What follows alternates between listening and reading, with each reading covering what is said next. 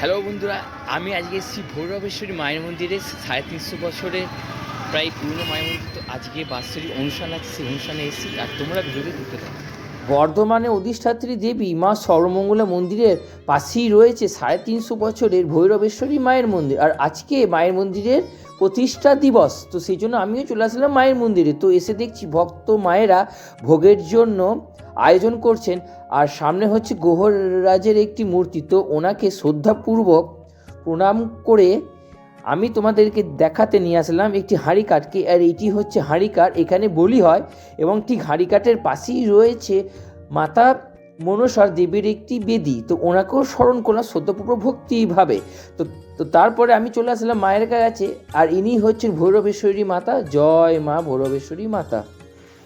আজকের এই মিনি ব্লগটি এখানেই শেষ করলাম। তোমাদের এই মিনি ব্লগটি কেমন লেগেছে অবশ্যই কমেন্ট সেকশনে জানা, আর কমেন্ট করো জয় মা।